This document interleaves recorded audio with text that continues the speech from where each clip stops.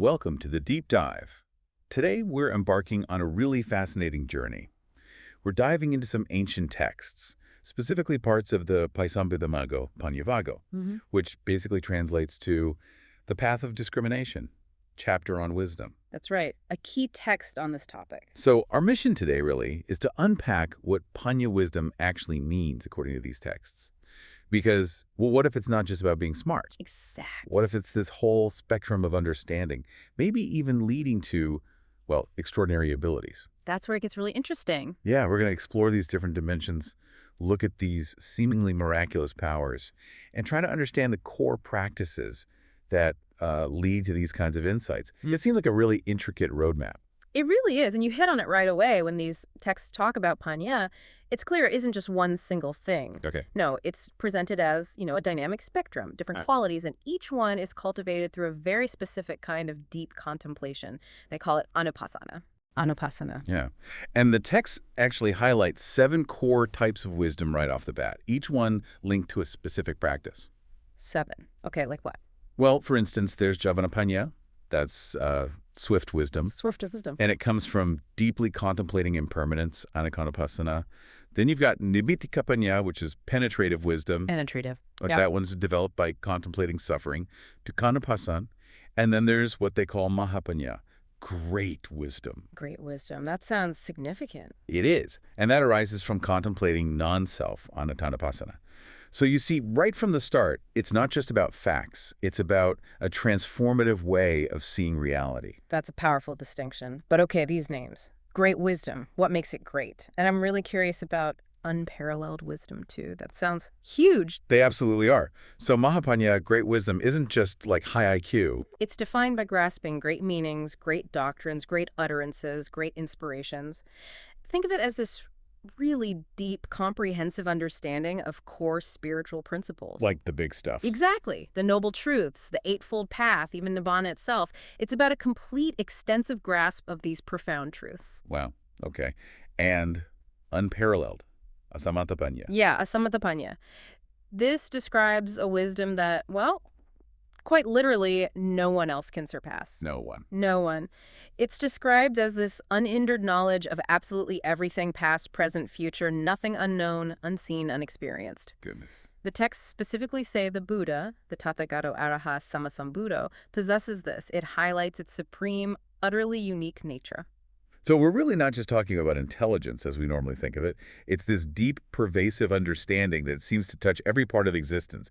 It almost sounds like a superpower in itself. In a way, yes. Which, brings up the big question. How on earth do you cultivate something like that? It doesn't just happen, right? No, definitely not. You've hit the core of it. It's actively cultivated.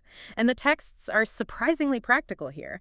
They lay out 4 key factors. Well, factors, okay. For developing not just some, but all 16 types of wisdom they mention. First, saparisa sevo. Basically associating with good people, wise, virtuous companions. Right. Who you hang out with matters. Massively. Second, sattama savana. That's hearing the good Dhamma, really listening to and studying the profound teachings. Active learning. Exactly. Third is yoniso manasikaro.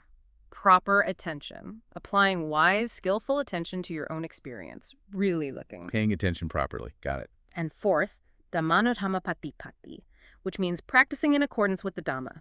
Living in harmony with those teachings you're hearing and studying. So it's a whole package. Association, learning, attention, action. Precisely. And these 4, they say, lead not only to the fruits of the path, like stream entry and arahantship, but to the growth of all these kinds of wisdom. That makes so much sense. It's about deep engagement, not just, thinking about it. Now, you mentioned 16 types of wisdom. We've only touched on a few.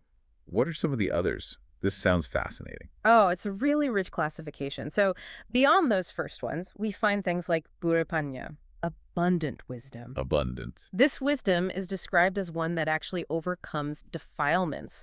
Things like greed, hatred, delusion, anger, pride. It overcomes them. It's likened to the earth and its vastness, crushing its enemies, the enemies being these internal obstacles. It's like being so clear-sighted that these unwholesome states just, well, they can't gain traction. Ah, I see. So it dissolves them almost. In a sense, yes. Yeah. Then you have paññāvagga, profuse wisdom. Profuse. Yeah, this isn't just having wisdom, it's being deeply inclined towards it, constantly investigating, examining, contemplating, someone who's, wisdom heavy or wisdom minded. Always digging deeper. Exactly. And then there's a pair that highlights speed. Siga paññā, that's another kind of swift wisdom, and lahu paññā, nimble wisdom. Swift and nimble. Both point to the ability to quickly and sort of effortlessly perfect virtues, restrain the senses, develop concentration, and realize profound truths, like the Four Noble Truths, nibbana itself. So it's like mental agility. Precisely. An agile, rapid understanding that cuts right through. It's really striking how practical and, well, active these descriptions are. And it leads me to think, this isn't just intellectual insight, is it? It seems to connect to these incredible abilities the text mention. Iddhi, psychic powers. That's a major part of it, yes. The text define iddhi simply as success or accomplishment. Success. But it definitely expands our idea of what profound mental development can achieve. The first, and probably most famous, is attainment iddhi, the power of determination. Power of determination. And this isn't just, wishing. It's the mind's power to manifest specific outcomes, like multiplying oneself. They mentioned Venerable Kupanthaka doing this. Wow. Or passing through solid walls like they're air, walking on water, flying, even touching the sun and moon. Seriously, touching the sun and moon. That's what the text says. Exercising influence even up to the Brahma worlds.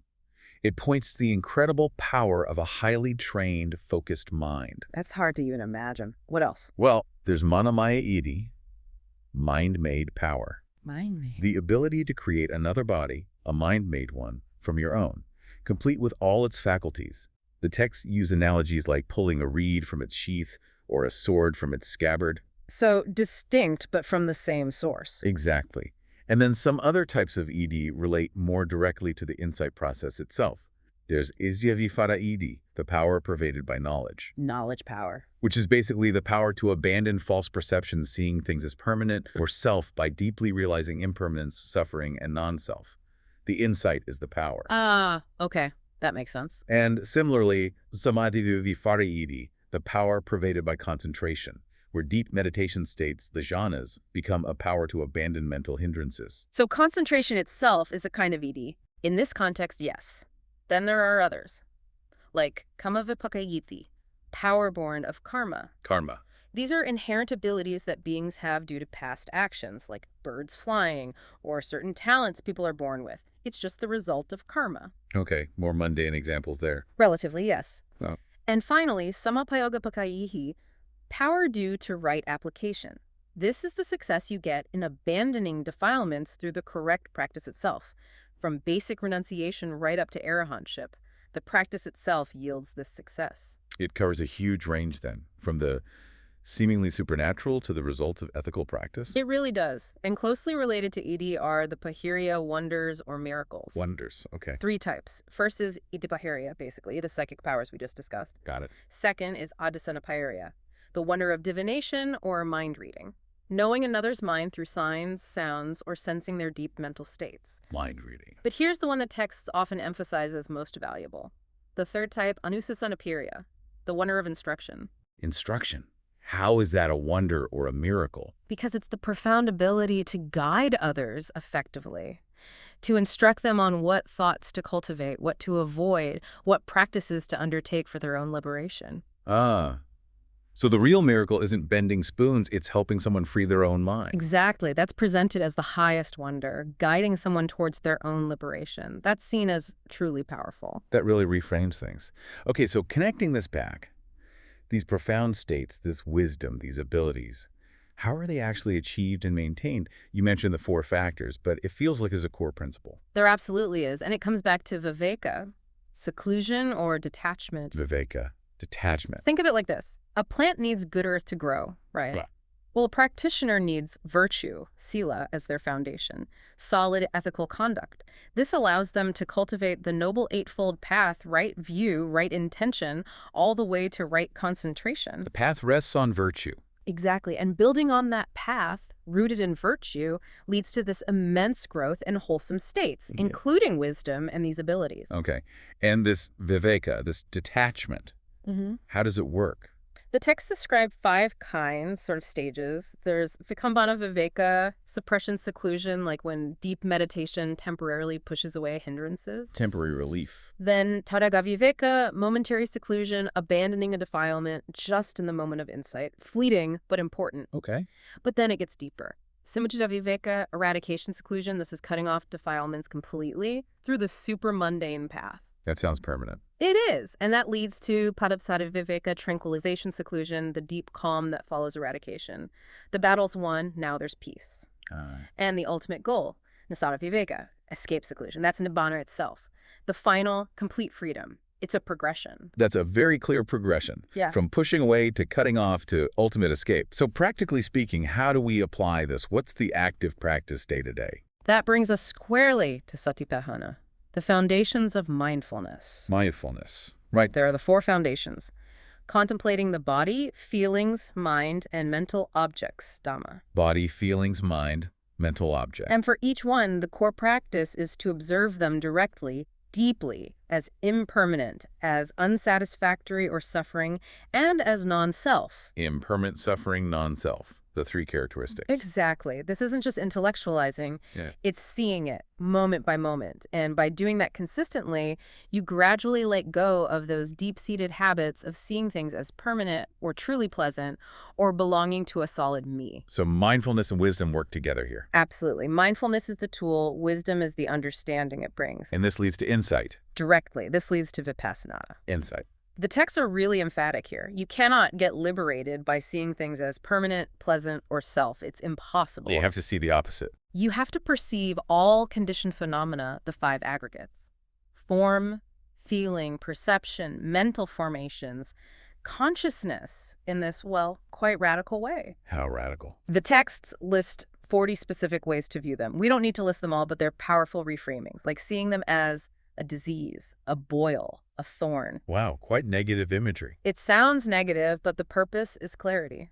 Seeing things as empty, void, without essence, the root of evil, subject to decay, subject to Mara's influence, subject to despair. Okay. It's not about being pessimistic. It's about dismantling illusion, seeing realities so starkly that attachment just doesn't have anything left to cling to. It cuts through the delusion. Precisely. And in stark contrast, nibbana, the cessation of all that, is described as permanent, happiness, health, refuge, full, essential, undefiled, unborn, deathless, free from sorrow. The complete opposite. Complete opposite. And this deep insight, this vipassana, is what opens the door. It leads to what they call accordant patience and entering the path of righteousness. Okay, so that's the insight. What about the actual moment of realization? That's abhisamaya, direct realization or penetration. And the text makes a key point. This doesn't happen with just the mind alone or just knowledge alone. Yeah. It happens when both work together seamlessly at the peak moment, the supramundane path moment. Mind and knowledge together. Yes, and they use this great analogy. Cutting the root of a young tree before it bears fruit. Oh, yeah. You don't erase past defilements or prevent future ones like they exist out there somewhere. Right. Instead, by abandoning the causes and conditions for their arising right now, in the present, future defilements simply do not arise. They just don't happen. They become unborn, unproduced, unmanifested. That's the real abandonment. It's incredibly profound when you think about it. That is a very different way of looking at it. Not wiping a slate clean, but cutting the roots so nothing new grows. Exactly. And this leads to a state called samasisa, equanimity or balance. Chessia. This refers to the stability, the knowledge you gain when those defilements are totally rooted out. Sama means equal or balanced. When you abandon, say, sensual desire through renunciation, the wholesome state of renunciation becomes perfectly balanced. Okay. And sisa means head or peak. It refers to the obstacles, the heads of craving, conceit, ignorance that you've overcome, but also the positive qualities, faith, effort, mindfulness, concentration, wisdom that you've brought to their peak, their head. So it's like reaching the summit, internally balanced. The perfect internal equilibrium, unshakable, profound. That idea of perfect internal equilibrium, Mm-hmm. It's really powerful. So how does all this, the insights, the balance, actually show up in, everyday life, in our conduct? That's where cariyā comes in, conduct or practice. The texts show how this wisdom permeates everything. Everything. They list 8 types. It starts with the basics. Iddhi, cariyā. That's your conduct in the 4 postures, walking, standing, sitting, lying down. how you carry yourself. Maybe just how you move. Yes. Then yatana cariyā, conduct related to your senses, eyes, ears, nose, tongue, body, mind, how you interact with the world through them. Okay. Then satipaṭṭhāriya, conduct in mindfulness, samadhikarya, conduct in concentration, attakakarya, conduct related to the noble truths, how your understanding manifests. It keeps building. Right.